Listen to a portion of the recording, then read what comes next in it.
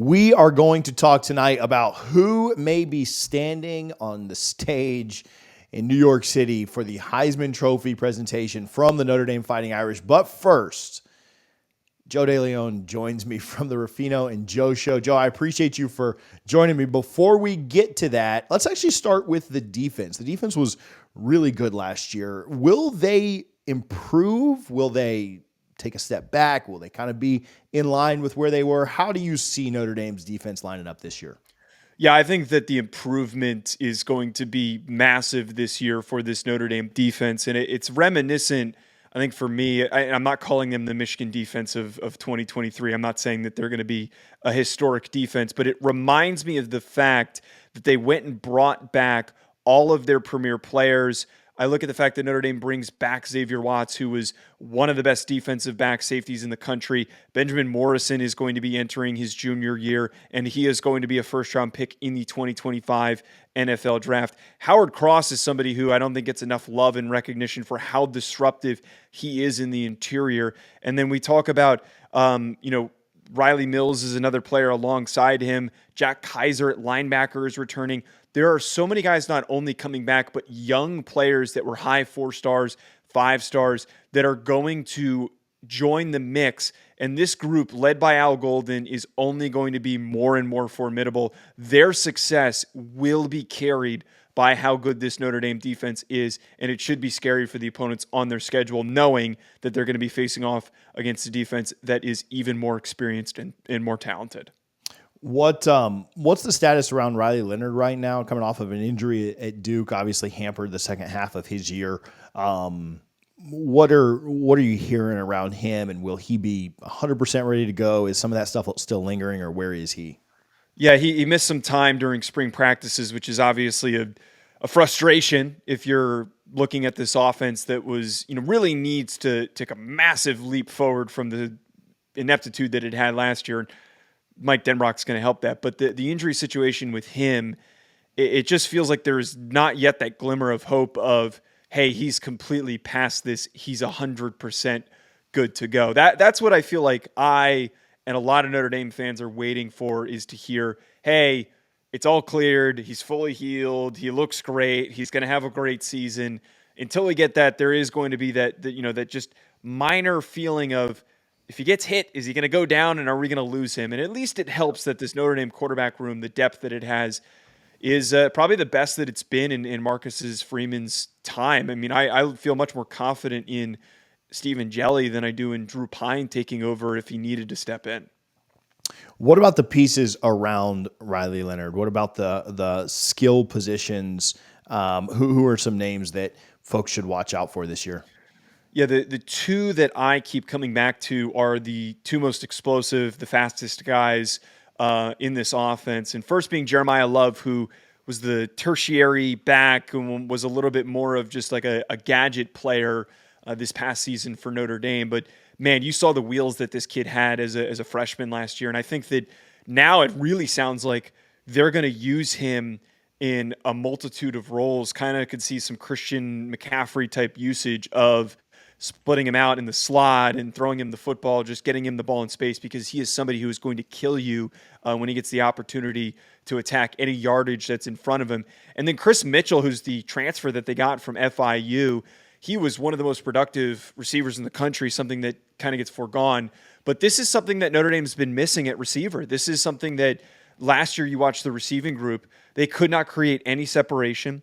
They could not take the top off of any defense. The only guy that he had was Chris Tyree, and his hands were so inconsistent because he was formerly a running back.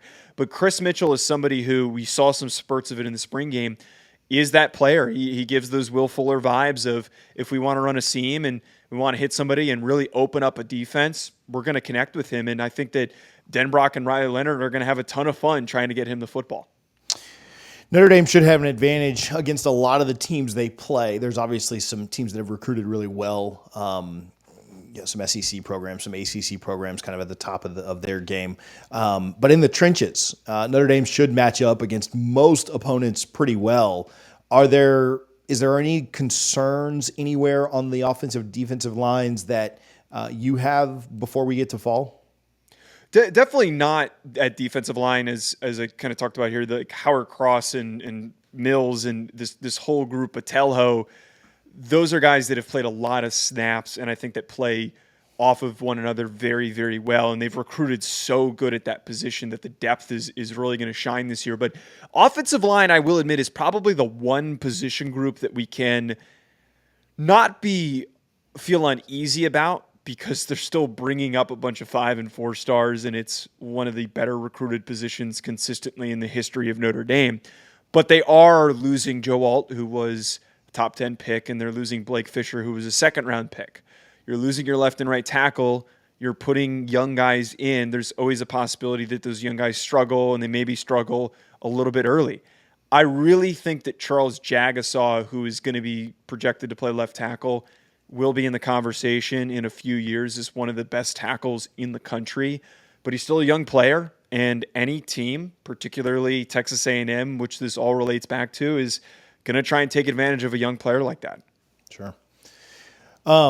I'm going to ask you about the Heisman here, but before we do that, where can folks find some more of your work, maybe follow you on social media and check out more of your content? Yeah, you can catch me on Twitter at Joe DeLeon, and then the college football show I do with my co-host Blake Ruffino and Joe on YouTube and wherever you can catch your podcasts. One of the better and more fun shows you guys should certainly go check out. So, all right, Joe, somebody's in New York, whether they win it or just there for the ceremony, who's sitting on the front row from Notre Dame at the Heisman Trophy ceremony, and why? Yeah, if Riley Leonard is fully healthy, he finishes the season, doesn't miss any time, he is getting an offensive coordinator that just helped develop Jaden Daniels into a Heisman Trophy winner in Mike Denbrock.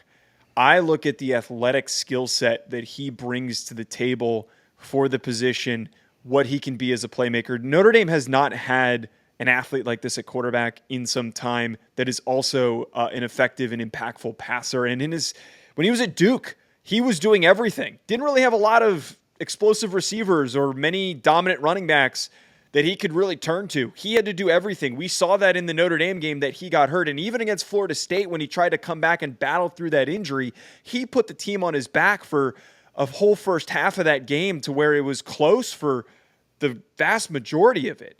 I think, too, where I'm really optimistic, and people forget this, Riley Leonard at one point going into the 2023 season was lauded to be a top 50 NFL draft pick. He was actually talked about in the light that J.J. McCarthy was during the lead up to the NFL draft. Mel Kiper was high on him. I evaluated him as a prospect for the draft work that I do, and I was very high on him. He's just a playmaker. And I think if he gets in this situation with all of these pieces coming together and converging with the right offensive coordinator, he could have an amazing season. And if they go 11-1, you can bet he will be at the podium. The other side of the conversation with Joe is on conference realignment. We talked about that. If you missed it, you can click on the video on the screen right now.